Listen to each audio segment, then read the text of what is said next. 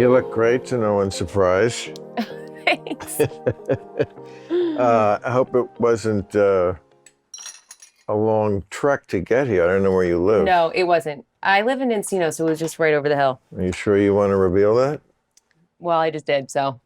No. No, people know where everybody lives. Of course they do. People know where you live, I'm sure. Well, let's not advertise it. Let's not make the situation worse. I know where you live. Yeah, now you do. Am I the first person on the show to request champagne? Yes. I thought so. I was like, should I really do this? No. Then I just If went for that's it. what you drink, I'm all for everybody doing what they want to do. Well, it was either this or a dirty martini, and that was just too intense for podcast. I haven't done enough of these to be, I don't want to let my armor down. There's no other ones like this. So you're not going to do other ones like this because we set it up purposely to get you wasted. No. I think that's a great idea, honestly. Do you want? No. You don't smoke pot. You're like an athlete. I'm not an athlete, actually. Athletes smoke pot, They do. especially football players. Oh, yeah. Because it helps with the pain it helps a lot with the pain. Everybody has their own. of losing. Yeah, exactly. Forget the knees. Yeah, no, I know. I get it though. They say it's like every week it's like getting hit by a car, but my boyfriend actually doesn't smoke weed. So I don't know. We both don't really, but. Right. Your boyfriend is. Christian McCaffrey. Oh yeah. Yeah. Well, he's a good one. At least you got. I mean, you're a true influencer who's among the most influential influencing this country. And Thank you. Can I have that ring down? I want you to influence me tonight. And I need influencing. I'm a person who's please, I can't have thoughts of my own. I need influencing. Can what do you need help with? Beauty, everything. Makeup, Just what to buy influence somebody, me. gift guide, Amazon purchases. Just influence me, please. It's like a seance with me. Just like, no. It's all in the energy behind like TikTok or influencers or whatever. But I will say, I think I'm a good salesperson. Maybe that leads into it. But I agree, you do have to have thick skin. But you would have to have thick skin too. But you literally just don't read anything. I do not. No. Right. Well, obviously there are sometimes I can't help it if it's like a story in the New York Times. it's about me, usually negative. Then I have to see what's going on. But like, do I week to week? No. What about day to day? Of course not. No, I mean, look, there's like people who write negative. It's one place, I never remember this guy's name, which is probably why he hates me, but like he writes, I think it's the Daily Beast. It's one of those, maybe it's, what's the other one that's like the Daily Beast? Daily Mail? No, that's a newspaper. That's the Daily Beast and not Slate, but no, a website like that, BuzzFeed, one of those. And yeah. Someplace. Okay, so and they write a shit review sometimes before the show has even ended. Now, for years we were on live. It's only since the pandemic that we went to like pre-tape like most other shows do in the afternoon. So on Friday night when the show aired, it was live. So you can tell if he's putting out an article before the show has ended, like talking about something that hasn't happened yet, that's some real hate. That is. But why would I give a shit about some guy living in his mother's basement, like typing about me? That's true. It's like you're typing about me. I'm not even knowing about you. And so, but yes, I don't have a thick skin. Actually, if I hear it, we're all human. Like if somebody just says, I watched this I remember reading a review and the guy was like, I couldn't really pay attention to the jokes because his head is so big. He meant like literally. Like you're like, I can't. Well, this is just rude. Who wants to? But who would say that to someone? Imagine but think about it. I remembered it all those years. Yeah. We're all sensitive. Yep. Super sensitive. That's true. And the biggest sensitive people are the ones who pretend, the classic big strong man who like they'll say the least little thing and he becomes a fucking little pussy. Yep, you're right. Yeah, it's so true. Oh my God. Well, I watch a lot of Dateline. I'm not proud of that, by the way, but.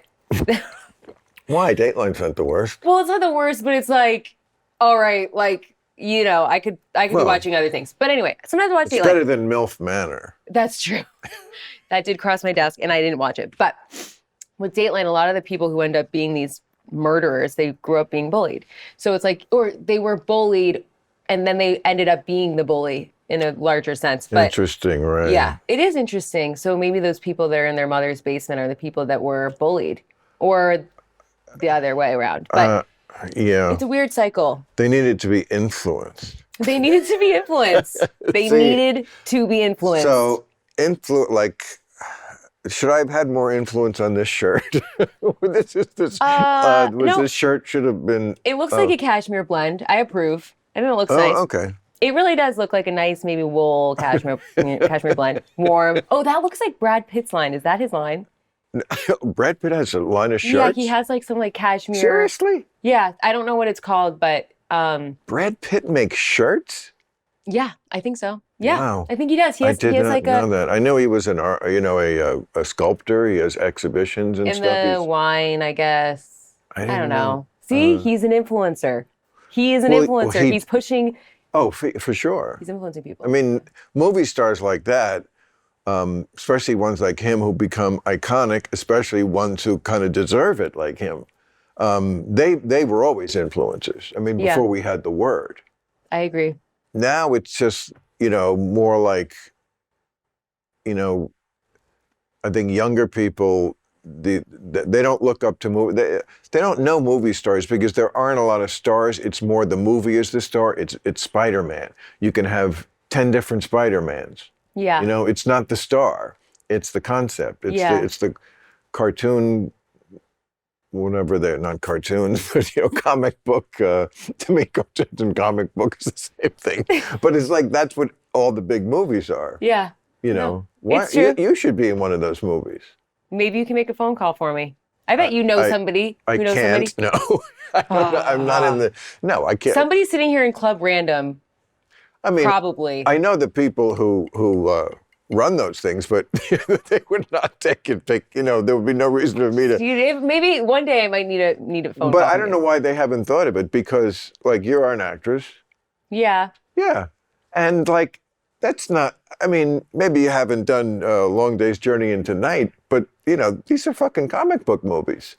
You're perfect for it. Thank you. Yeah, you certainly can act well enough to be in that fucking movie, and you look like you'd be a great, Yeah. either we'll see. Hero. When I'm out there on the stage, I'll thank you in my acceptance speech when I finally made it. You will not get an award for being in one of those movies. You never know. Those movies. That's a good point, which is exactly why I should be a shoo-in, but it hasn't happened yet for me. Yeah, that's interesting. That is interesting. Well, the other thing about influencer, though, this day and age is the guy in his mother's basement can be an influencer. You can be somebody, you can be an 18-year-old, you can be a 15-year-old on TikTok with 4 million followers with huge influence. Oh, absolutely. Yeah. So there's ones changed. I mean, what are you, 30? Oh, yeah, exactly. Okay. There's people, even you, don't really know their world because... Oh, I don't at all. Right, because they're literally 12 to 14. I know. So, I mean, what does that have in common with you, let alone me? I know. I'm 67. I mean, it's crazy how, not united this country is as far as having any common thing that we're experiencing, which is not good. That can be isolating when you put it that way. I mean, it does kind of feel, there's not a lot of, it's not very open, but what do you expect a 12-year-old to have in common with anybody other than their peers in 6th grade? That's a good point. But, I mean, whatever you're doing at 30, I mean, you could not be more pristine looking. Oh, thank you. Yeah. So, I know 30 is an age that sometimes women go nutty about. Yeah, I can see why. It's something about, men, I think it's 40. I totally agree with you. Because men are more I've got to climb Macho Mountain and become the head of still have it. CEO, and then they look around at 40 and it's I'm just still here in middle management or whatever, and I'm at the end of the bar and I'm divorced, and it's they have the midlife crisis but women, I think it's more 30 because it's oh my God, I'm not the youngest thing. Right. And I always want to say to them, boy, move to LA because this is MILF Central. Guys, they I honestly agree. 30 is, you're just getting started. Yeah, I agree. I think also times are changing because there is a lot of really interest. I mean, women have filler, Botox, XYZ. Like men don't necessarily keep up with. No, and I won't. But you know what I mean. Ever. Oh, you see, but yeah, I get it. But no, I agree. It has to be natural, blah, blah, blah. But women in LA, you do also have to understand that there's a lot of that going on. Oh, of course I do. But it's some look good, some don't. But it's not good. Yeah, some look good, some don't. I agree. Yeah, you've got to be careful about it. But I think it's funny when people try to act like they haven't done anything. You should be open about it. Look at how the European actresses who were the hotties, Catherine Deneuve. Deneuve. Do you know who that is? It sounds familiar. Yeah, I mean, I don't know. I mean, I was a kid when she was, she was this hot French actress who chain smoked cigarettes, maybe not. I'm just trying to imagine a French woman. Oh, Catherine Deneuve. She must have done movies here in America because she was very famous. And in just a smoke show. Gina Lola Brigida just died. Mm-hmm. She was that was one of the first ladies of the screen when I was like 12 that I found to be masturbation material for sure. Gina Lola Brigida was very hot. She was Italian, Sophia Loren, of course. Yeah, of course. They didn't do none of them do I know, yeah. And they look fine. They look like as good as you could. No one, as I think Fran Lebowitz was the one who said it, like no one looks at someone who's had plastic surgery and is 70 and goes, who's that 35-year-old person? That is so true. That is true. But you can't say wow, they look really good for 70 or, that is as good as you can ever do. Good for your age. Yeah. I think it's all relative. People say you look relative. good. I was like, yes, but the Chiron is for your age. And that's as good as you can do. Yeah, that's true. That is true. And, and also, I always think women should hear this. Like, think about why you would be doing it. Don't just do it. Go, are you doing it because you're like, okay, I'm getting older and I want to be able to keep the pool of men who are interested in me as wide as possible and as big as it ever was. Yeah. So I will, and it's like, that's not going to do it. No, But other qualities that come with getting older, maybe you're going to do it even more. I feel like I could be wrong on this, but I listened to something. It's like burning my leg now. Oh, good, because I need it so I don't have it. Yeah, it's hot. It's cold. This is hot. Cold. I'm so sorry about a hole in your leg. But that's I think it was Farrah Fawcett who said that she wanted to look as good as she felt.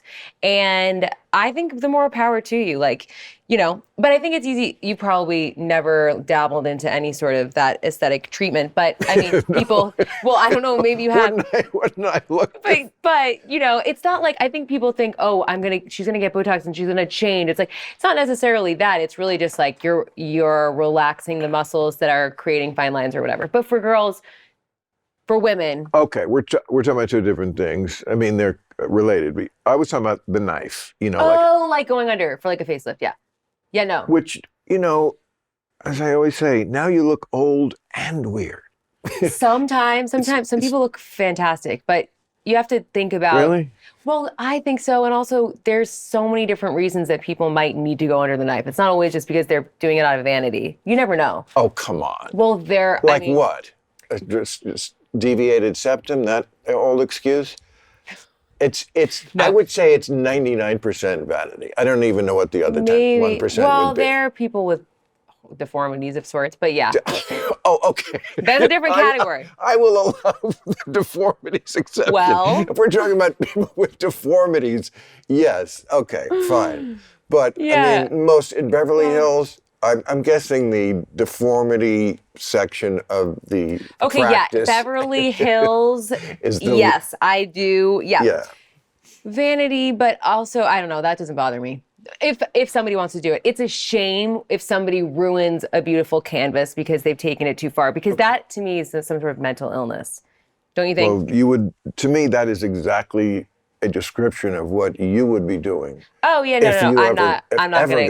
You would be destroying the canvas. Oh well, thanks. Thank you. I'll take that as a compliment. Yeah, no, I wouldn't. And good advice too, because I'm telling you, it's kind of scary to think about. I think, Oh my God. I would be way too scared. But, I mean, from a male point of view, I mean, I'm not, I know we're all fluid and gay now, but I'm like very old school.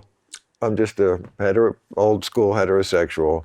And I'm telling you, it just on an aesthetic level, you're doing great, and that will continue for so many more years that, Thanks. either they'll have something by then that works. They'll have a magic tape that just lifts everything. You never know. You know what, I suggested this for years and no one's done it. I wish they had what I call the thin mask, which is when you're 35 years old, they take like a mold of your face. And then for the rest of your life, you wear that.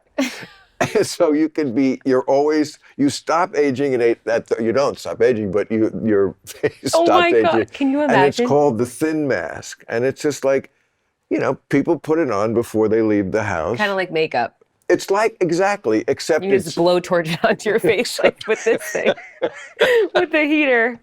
It just looks natural. Right. Right. It's like, it's a step above makeup, and you're always 35. And then, can you imagine how wonderful it would be to be like, have the wisdom of an 80-year-old and still have the game of a 35-year-old because you got the thin mask. And I do think that's what people are trying to achieve, but maybe your idea is the one that they need to look into. I really feel I think everyone in Beverly Hills is chasing that, though. Wouldn't you rather have that than ChatGPT? You never know. Have you seen that shit? No, is it? Oh, well, yeah. The AI thing that can like do anything. It's doing kids' homework and crazy. That's the future, which is scary. What do you think about that? I mean, I was at dinner with someone a couple of weeks ago. I hadn't realized, read about it, hadn't seen it in action. He said, gets out his phone. He said, not Siri, because it's not Siri. Siri's like in third grade compared to this thing. He says, write a scene from the TV show Succession where Logan Roy hires Bill Maher to be on his network. And before he could finish talking almost, there it was. A scene, like, I mean, if I was a writer, like on especially a soap opera or something where it's like pretty basic, I mean, I think you could just, I saw someone try to have it write monologue jokes. And they weren't ones I would do, but they weren't like worse than stuff I've read in people trying to get a job on our show. Yeah. Oh, God. I mean, that's so wild. Club Random is brought to you by the audio marketing gurus at Radioactive Media. They say the definition of insanity is to do the same thing over and over and expect different results. As a small business, the more successful you are with Google and your SEO marketing, the more expensive it becomes. That's because you're focusing on the same places as your competitors. Ask yourself, what are you doing this year that's different to market your business and to make it stand out, resulting in higher profits? Why not harness the power of audio marketing by partnering with shows like this to drive new business online or in person? The team at Radioactive Media can get you there the fastest. Radioactive Media has over 35 years of experience in the field of audio marketing. They've been doing it since there was audio or marketing. From companies that are just starting out like Phone Soap, Squatty Potty, FreshBooks, or well-established ones like Log Me In, Paycom, or Famous Smoke Shop. Think of them as matchmakers, not in the get you laid way, but in the make you money way. And you can't have the first without the second. The team finds you the right influencer from podcast or radio and then craft a great message to help customers understand your product. And then they use their analytics tools to get an ROI as high as 5 to 1. It would be great if I only knew what the fuck SEO and ROI stand for. Radioactive Media believes so much in the power of audio marketing, they've even using it themselves. Right here, right now. Contact them today at radioactivemedia.com. That's radioactivemedia.com, or by texting the word RANDOM to 511-511. Text RANDOM to 511-511 today and start killer marketing with audio now. Message and data rates may apply. Okay, plugs. Yes, why not? if you're watching this, you want to know what I'm doing, and these are very entertaining shows, these live shows. I mean, entertaining. February 17th and 18th, I am at the David Copperfield Theater. I know that must be at the MGM, because that's where I'm moving this year, the MGM Grand. Very excited about that. Las Vegas, February 17 and 18. And February 25th, the Hard Rock Live in Sacramento. I think it's outside of Sacramento, but I think that's the market. Anyway, if you're from Sacramento proper, what I'm saying is you don't have an excuse. It is drivable. It's California. It's not going to be a snowstorm, although, the rain, I forgot. If it's still raining, you're off the hook. Okay. Before we go any further with this, you're not going to tell me you were the not attractive in high school. You're not going to give me that old model. No, well, when I was younger, I went to an all-girls Catholic school, and I was What? Yeah, I went to an all-girls Catholic school in Rhode Island, which you have never been to, I understand. No, I've been there, but not in a while. You don't need to go back. I'm just kidding. It's actually really, I love it there. But I went to an all-girls Catholic school. I played the cello. Cello? Yeah. You chose that instrument? My parents did. My parents are both musicians, so and I'm one of 5. So me and all of my siblings all. What do you mean musicians? What'd they do? My mom plays with the Boston Symphony and the Boston Pops. She plays the viola. Yeah, she's really good. The Boston Pops? Mm-hmm. Wow, that's as high as you can get, isn't it? Yeah. Yeah, she's really very talented. What does she play? The viola. Is that in a string quartet? Is that one of the ones in a... Oh, wow. It's like a violin, but... A little bit bigger. A little bigger. It's deeper. And then my dad played the trumpet. So that's how they met. And so everybody in my family played instruments and stuff. So I don't know. I was definitely not sought after, but so.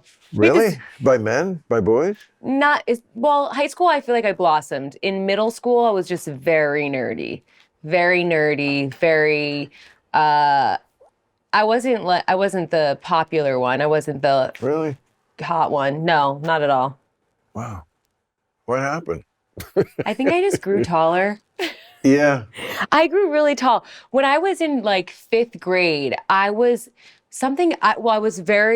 overweight when I was younger. So when I was younger, when I was in elementary school and middle school, my parents would always have to sit me down and tell me it's time to go on a diet. And I was on the percentile. I was on the trajectory to be obese because I was just really, I just hadn't had my growth spurt. I think that's really what it came down to. I see where the sensitivity comes from. But why was it as a kid? No, is that because you lived in the restaurant and you ate the scraps? No, I don't know. I think I really couldn't tell you.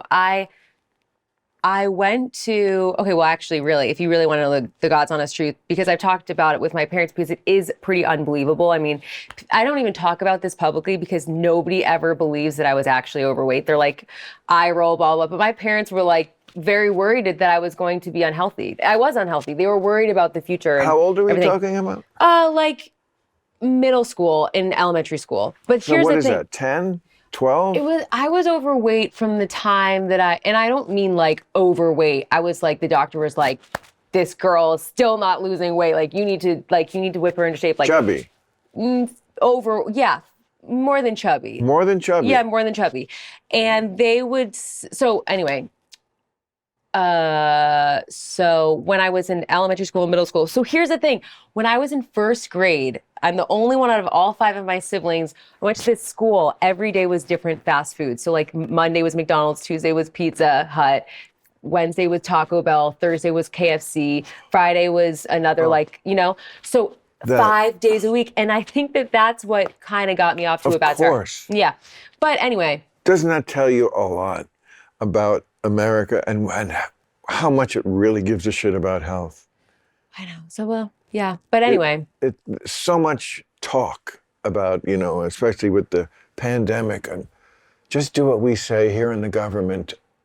But you've demonstrated over and over again in the government that you really don't care about people's health. and it always is about the food companies or the pharmaceutical industries or, where the money is. I mean, the money, I'm not saying they get in a room and like plot this out, but there's a lot of money in keeping people sick or just not healthy, as so many people in this country are just not healthy, and then selling them the cure for that, which is, all the pharmaceutical products that people are on. I mean, that is horrible. I mean, to me, I like the conversation around body type positivity. I like embracing curves. I think that's very important. I'm proud that we're going in that direction. So I know you don't agree with that, but there is one area that I agree. I could show you some people I don't think you should be proud of.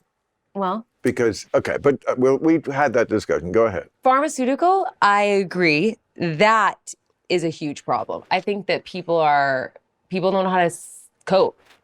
They don't know how to self-soothe because they're constantly given a Band-Aid in the form of a Xanax or an Ambien, and it's horrible. That, to me, is heartbreaking because when you can't escape the grips of that, oftentimes it can lead to addiction and, worsening the symptoms that you're trying to cure.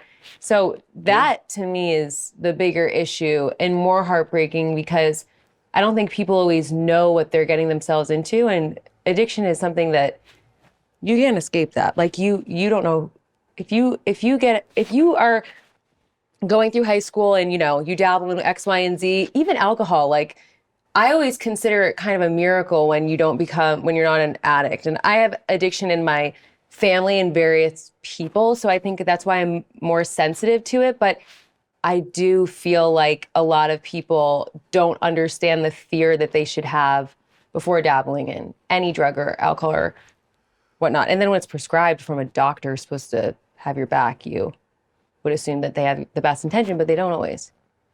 Well, I mean, I don't know if you followed the story about the opiates and the Sackler family who was sold OxyContin. I think their pharmaceutical company, billions and billions of dollars, and they had to pay billions and billions of dollars because they were caught doing what they were doing, which is basically peddling OxyContin to people. And, they call it the hillbilly heroin. Right, yeah. And, I mean, have you ever, broken a bone or something? Oh, yeah. Oh, you have? No, I haven't, but I know where you're going with the conversation. Well, there are times when, you can mangle yourself so badly that you really do need. Right. Totally. But it's very easy to get hooked on them. 100%. And they should only be given out for that chart. You've been in a hospital room and they have a chart on the wall so that the nurse, you can point to your pain level. It's 1 to 10. Yep. Yeah. Then, and they have a cartoon head of the person and a 10, he's screaming and So, it's very hard to know who's a pussy and who's not. I mean, some Marine might be really at an 8 and he points to 2 because he can take it. Right. And somebody else is barely feeling it and says it's a 9. Yeah, or they want to get what they know that they can get if they go to the guy with the eyes bulging. Yeah. Exactly. No, exactly. But, yeah. It's very easy just to point to the bulging eyes guy. Nobody questions you and they have really no way of knowing, and then gives you the OxyContin, and that's when the heartaches begin. Right.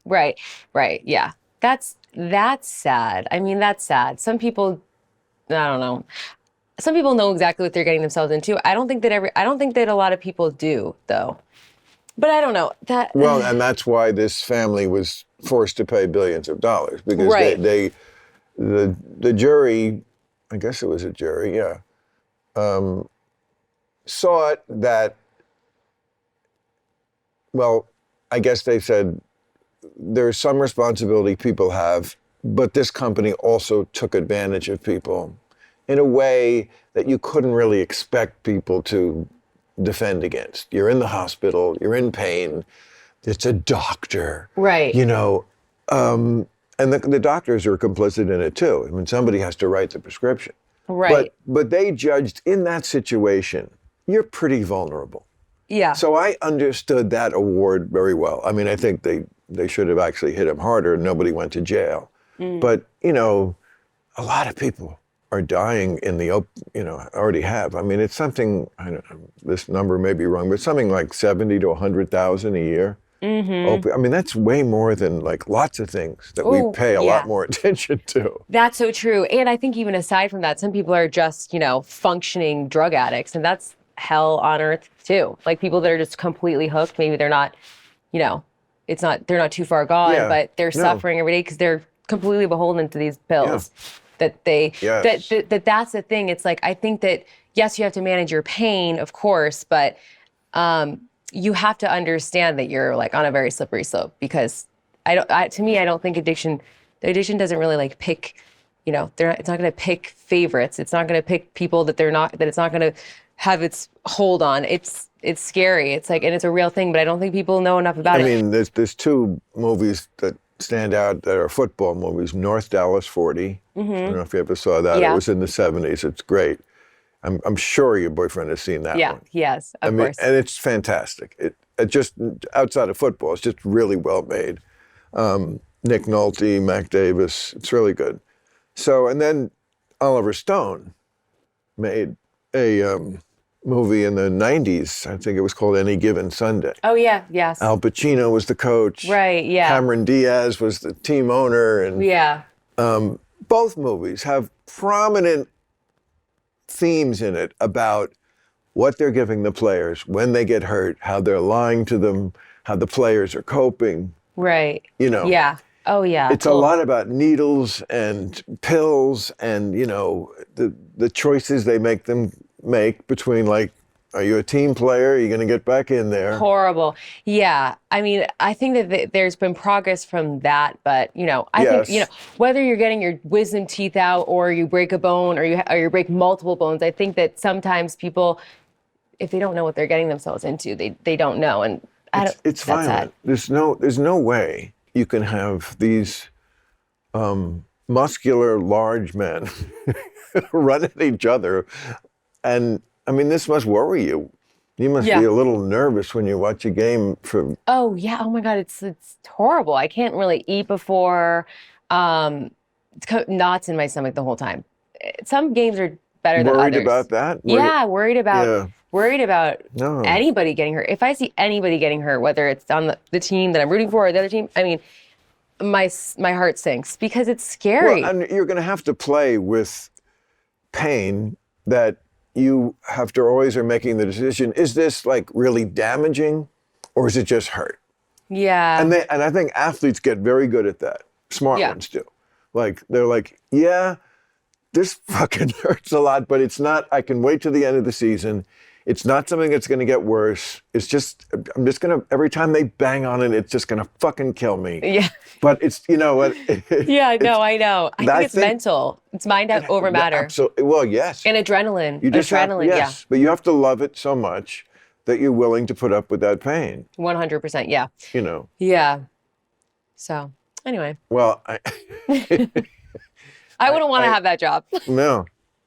Well, sounds like that's a very serious relationship then, if you're that nervous about somebody. There's certain ways I always think of, like, how you know it's serious, and that certainly is one, when you're worried. Well, when you're worried about the other person. Mm-hmm. Yeah.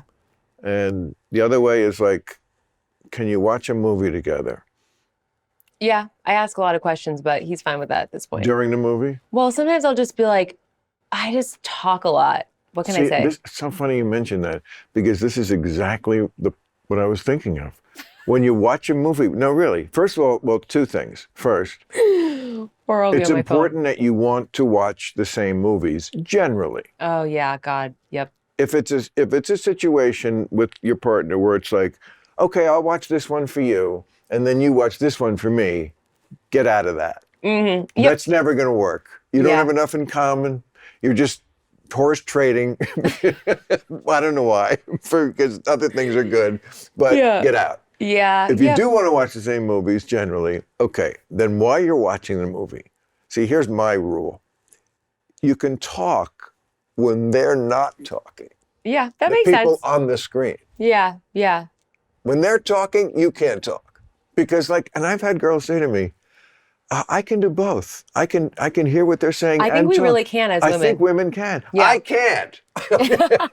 I can genuinely hear two things at once. Right. I think Yeah. I really can. I could be having a conversation with you and you're hear. smarter than me in this regard. Yeah. Well, Absolutely. that's You're true. a smart girl. I'm not surprised you can do this, but I can't. So I'm saying it's like we're watching TV together. We've never been met. But like you're filling in for every woman I've had this argument with. Yeah. When Well, it's they not only are women. talking, you don't talk. It's not every woman. Then when they stop talking, when there's just a scene where they're walking along a bridge or something and the music, then you can talk. So he doesn't really care. The thing about him is he usually falls asleep like 5 minutes into every movie. So, Really? Oh, yeah. It doesn't matter. He goes to bed at like 8, wakes up at 6. It's very easy for me. I get to watch whatever I want. There's no like, what do you want to watch? You just, the only problem is maybe if he snores and I have to just whack him with a pillow or something. But besides that, I get to watch whatever I want. Maybe you should be with Aaron Rodgers. That poor guy. No. I love him. He was on this, right? He was on this. Yeah. He's my favorite football player. Do you know Huberman? I can't remember his first name, but he has a podcast called Huberman Lab. You would like it. You should listen to it because it's all about health and stuff. And I'm always curious. Did he get the vaccine? That's my favorite subject. Yeah. Oh, you should listen to it. You would really like it. But that's a big subject for you too, right? I mean, you're interested in anything that makes you healthier, wellness. I know they call it. Yeah, I would say for me, mental health for me is more of a focus than physical health. I like I was saying before, like I feel like I'm pretty lucky, and I do like to work out because it makes me feel good. I'm working out because of my mental, the way that it helps my mental state, not necessarily because I feel like I want to have a six pack, if that makes sense. So I do a lot of self work. I meditate, I do a ton of journaling, I read all the books. Like I try to work on that stuff because I feel like, happiness is an inside job, Right. which I know is like such a cliche, but it really is. It really is. Meaning, when you say that, you mean like you can decide to be happy as opposed to. Yeah, that's a good question. Is that what you mean by that? No, I mean that happiness comes from within. It's not going to be when I finally get my Oscar because you said I'm a good actress. It's not really going to happen when that external validation comes to my doorstep. It's going to happen when I've learned to kind of address the way I relate to things in my external world, like my relationship with the things that I want, my relationship with the things that I have, my relationship with the things that have happened to me in the past. Like, how do I feel about this? How has this affected me? How do I want to react to this? How is this person triggering me? Why is it triggering me? Like, those kind of questions. And that's why I work out too. I mean, yes, aesthetically it looks better too, but like, as far as gravity and stuff goes, but I think it's also really important because it makes you feel good and makes you feel like you can take on the day as opposed to feeling depressed and I need to ask myself more of that little list of questions you had. Yeah. I think you got that down better than I do. I think I need to ask, like, what is it? Why is this triggering me? And like, I feel like I'm almost about to be 67. I feel like I'm only now, like, getting in touch a little with my unconscious, like realizing how powerful the unconscious is. And like but because it's the unconscious, it's like I was never sort of aware of it. And now I'm noticing, like, in dreams and stuff, like, oh, okay. I had a dream here where, like, I'm sitting here doing this and we've lost my pot and no one can find it. Oh, I swear to God, I just that's a nightmare. It's not a dream. Did you wake up in a hot sweat? Exactly. And I realized, like, it was my unconscious fear that, like, I can't do anything without marijuana. Yeah, which right. is a pretty good fear because I can't. Well, maybe that was your subconscious or your little guardian angel trying to tell you that you are hooked. Yeah. That is ridiculous. I didn't know how to say it. That's ridiculous. No, people have said that to me before. They said you're addicted to marijuana, and I tell them every time, I've been smoking for 43 years. If I was addicted, wouldn't you know by now? No. I love that. Well, I'm not an everyday smoker. Okay. How often do you smoke? Oh, like 3 times a week. Yeah. This is the most. Yeah. Oh, okay. Yep. I get it. I get it. No, just because I love, I mean, it's, I used to sit here at Club. Do you like Club Random, by the way? Isn't It's it very kind of random. cool? I love the pool table. Exactly. I love pool. I have a pool table in my house, actually.